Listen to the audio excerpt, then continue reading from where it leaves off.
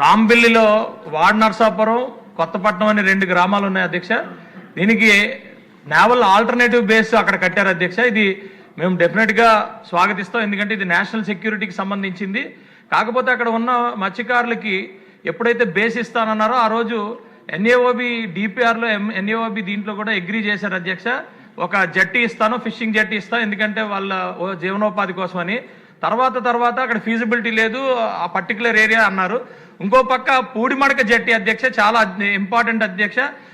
ఇది కనీసం ఇక్కడి నుంచి పూడిమడక జట్టి అన్న ఇస్తారనుకుంటే పూడిమడక జట్టీకి 385 కోట్లు అగ్రీ అయిపోయారు, అంతా అయిపోయింది, కాంట్రాక్టర్ వచ్చారు, అన్ని వచ్చిన తర్వాత కూడా మళ్ళా దాన్ని తగ్గించాలని చెప్పి మళ్ళా డిపిఆర్ సబ్మిట్ చేసి 125 కోట్లకి తగ్గించి ఈరోజు పూర్తిగా ఏం జరుగుతుందో ఏమవుతుందో కూడా తెలియదు, దాన్ని అలాగా పెండింగ్ పెట్టేశారు అధ్యక్ష.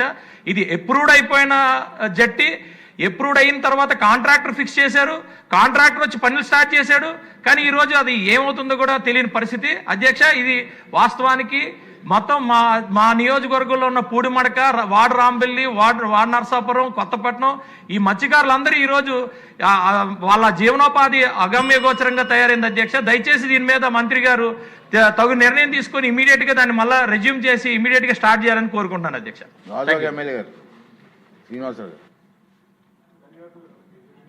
అధ్యక్ష, మా ప్రాంతంలో కూడా మరి గంగవరం పోర్టు నిర్మాణం చేసి అక్కడ ఫిషర్మ్యాన్ కమ్యూనిటీకి ఒక బ్రేక్ వాటర్ జట్టి నిర్మాణం చేస్తామని చెప్పేసి 2008లో మాట ఇవ్వడం జరిగింది. కానీ ఇంతవరకు కూడా అది నిర్మాణం చేయలేదు అధ్యక్ష. అంటే జట్టి అన్నది కొంచెం వ్యయంతో కూడుకుంది కనుక మేము రిక్వెస్ట్ చేసేది గ్రోయిన్ బ్రేక్ వాటర్ నిర్మాణం చేస్తే అక్కడ ఉన్నటువంటి ఫిషర్మ్యాన్కి సులభతరంగా ఉంటుంది అధ్యక్ష. దయచేసి అది ఏదైతే గవర్నమెంట్ ఆ రోజులో మాట ఇచ్చిందో దాన్ని త్వరితగతిన చేయాల్సిందిగా కోరుతున్నాం అధ్యక్ష.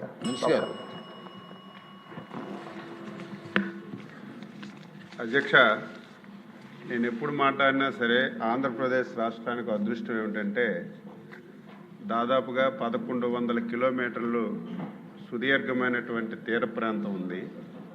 ఇచ్చాపురం మొదలుకొని నెల్లూరు వరకు పాతవైతే 8 జిల్లాలు, కొత్తవైతే 12 జిల్లాల మీదుగా ఈ తీర ప్రాంతం ఉన్న విషయం మనందరికీ కూడా తెలుసు అధ్యక్ష. సరైనటువంటి సదుపాయాలు లేకపోవడం వల్ల మత్స్యకారులందరూ కూడా ఇతర ప్రాంతాలకి వలసలు వెళ్ళిపోతున్న విషయం కూడా మనం గత కొన్ని సంవత్సరాల నుంచి చర్చించుకుంటున్నటువంటి విషయం కూడా ఒకసారి ఈ సభకి గుర్తు చేస్తున్నాను. అయితే ఎప్పుడు తెలుగుదేశం పార్టీ కానీ ఎన్డీఏ కానీ అధికారంలో ఉండేటప్పుడు ఈ సముద్ర తీర ప్రాంతాన్ని ఒక వరంగా భావించి దీన్ని మనం ఉపయోగించుకోవాలని చెప్పి ముఖ్యమంత్రి గారు అత్యంత ప్రాధాన్యత ఇస్తున్నటువంటి విషయం కూడా ఈ సభ ద్వారా ఒకసారి నేను గుర్తు చేస్తున్నాను. అందులో భాగంగా కృష్ణపట్నం పోర్టు కానీ, ఇటు బందరు మచిలీపట్నం పోర్టు కానీ ఈరోజు మళ్ళీ ప్రతిపాదించి ముందుకు తీసుకెళ్తున్నటువంటి అనేక పోర్టులు ఒక ఉదాహరణ అని చెప్పి ఈ సందర్భంగా తెలియజేస్తున్నాను అధ్యక్ష. కొన్ని రాష్ట్రాలు చూస్తే గుజరాత్ కానీ, కేరళ కానీ, ఇటు చెన్నై కానీ ప్రతి 10-15 కిలోమీటర్లకి ఒక ఫిషింగ్ హార్బర్ అయినా ఉంటుంది, లేకపోతే ఒక జెట్టి అయినా ఉంటుంది, లేకపోతే ఒక ఫిష్ ల్యాండింగ్ సెంటర్ అయినా ఉంటుంది, ఒక పోర్ట్ అయినా ఉంటుంది అధ్యక్ష. మన రాష్ట్రాన్ని తీసుకుంటే సుదీర్ఘంగా ప్రయాణం చేస్తే తప్ప ఇటువంటి సదుపాయాలు లేనటువంటి సంగతిని ఒకసారి నేను సభ్యుల ద్వారా ప్రజలకు కూడా తెలియజేస్తున్నాను. అందుకే ఈ ప్రభుత్వం మన వచ్చిన తర్వాత దీన్ని అత్యంత ప్రాధాన్యతగా తీసుకొని ఎట్టి పరిస్థితుల్లో ఈ రాష్ట్రంలో మత్స్య సంపద విపరీతంగా ఉంది. మత్స్య సంపదని పట్టుకోవడానికి మత్స్యకారులకి అన్ని సదుపాయాలు కల్పించాలని చెప్పి ఒక నిర్ణయం తీసుకొని ముందుకెళ్తున్నటువంటి విషయం ఈ సందర్భంగా సభ్యులకు తెలియజేస్తున్నాను. అందులో భాగంగా అధ్యక్ష, మొదటి విడతలో జవ్వలదిన్ని, ఉప్పాడ, మచిలీపట్నం, నిజాంపట్నం ఫిషింగ్ హార్బర్లన్నీ కూడా నిర్మాణంలో ఉన్నాయి, తుదిదశకు చేరుకున్నాయి. వీలైనంత తొందరగా కంప్లీట్ చేసి అవి ప్రారంభం కూడా చేస్తామని చెప్పి తెలియజేస్తున్నాను.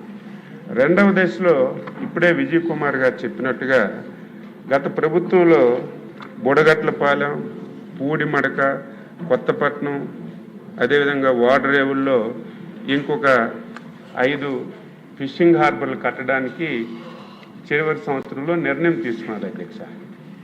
అయితే సభ్యులు ఇప్పుడే చెప్పారు, టెండర్లు ఇచ్చారు, పనులు ప్రారంభించారు, మళ్ళీ ఇప్పుడు ఆగిపోయారు. అధ్యక్ష, ఫిషింగ్ హార్బర్ కట్టడానికి ఎంత అవసరం ఉంటుందో అంత అమౌంట్ కాకుండా ఆ రోజు కాంట్రాక్టర్లకి కట్టబెట్టడానికి, ఆ రోజు ఉన్నటువంటి పెద్దలందరూ దానిలో దోపిడీ చేయడానికి అవసరం దానికంటే 3 వంతులు ఎక్కువగా ఎస్టిమేషన్స్ వేసి టెండర్లు పిలిచి మొబిలైజేషన్ ఇచ్చి మొత్తం నాశనం చేసిన విషయం కూడా ఈ సందర్భంగా సభ్యులకి నేను తెలియజేస్తున్నాను. నేను అయిన వెంటనే ముఖ్యమంత్రి గారు రివ్యూ చేస్తే ఈ 4 ఫిషింగ్ హార్బర్లు కూడా తొందరగా కట్టాలి. అందులో ముఖ్యమంత్రి గారు గత సంవత్సరం ఏదైతే మనం మత్స్యకారులకి 2 మాసాల్లో ఏదైతే పని లేనటువంటి సమయానికి 10,000 నుంచి 20,000 ఇచ్చాం, ఆ సందర్భంలో మా జిల్లాలో హెచ్చెర్ల నియోజకవర్గం బుడగట్లపాలెం కూడా ఆ కార్యక్రమం ప్రారంభించారు.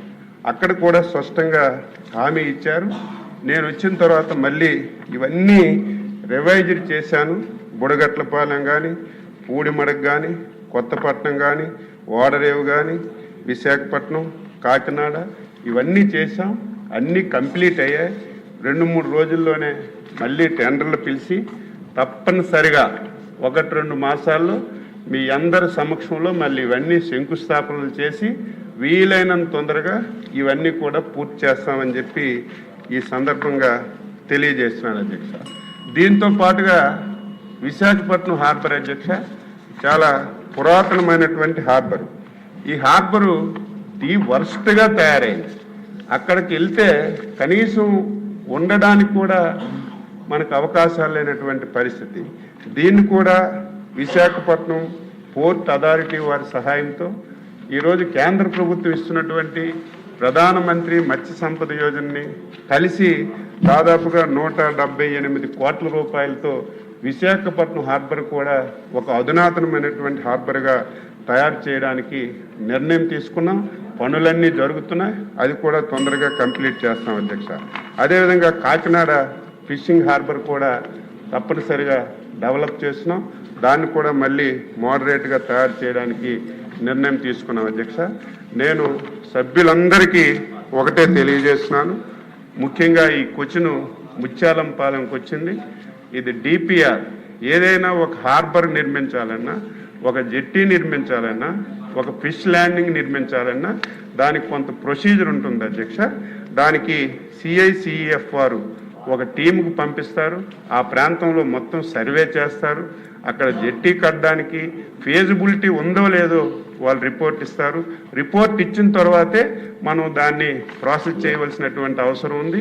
ముత్యాలంపాలెంలో ఈరోజు హార్బర్ నిర్మించడానికి అనుకూలమైనటువంటి ప్లేస్ అని స్పష్టంగా మాకు రిపోర్ట్ కూడా వచ్చింది. అది త్వరలో తీసుకొని దానికి ఫండ్స్ కూడా ఈరోజు రాష్ట్ర ప్రభుత్వం, కేంద్ర ప్రభుత్వంలో సాగరమాల అనే ఒక కొత్త కార్యక్రమాన్ని తీసుకున్నారు. ఈ రెండింటిని టైఅప్ చేసి ముఖ్యమంత్రి గారి దృష్టిలో పెట్టి దీనికి కూడా మంజూరు చేసి వీలైనంత తొందరగా ఆ ప్రాంతంలో ఆ మత్స్యకారులకి చిరకాలంగా ఉన్నటువంటి సమస్యని పరిష్కరించడానికి ఈ రాష్ట్ర ప్రభుత్వం చిత్తశుద్ధితో పనిచేస్తుందని సభ్యులకి, సభ్యుల ద్వారా ఆ ప్రాంత ప్రజలకి, రాష్ట్ర మత్స్యకారులందరికీ తెలియజేస్తున్నారు అధ్యక్ష. మరొక రిక్వెస్ట్ అండి, ప్లీజ్ రిక్వెస్ట్ అండి, సభ్యులు కానీ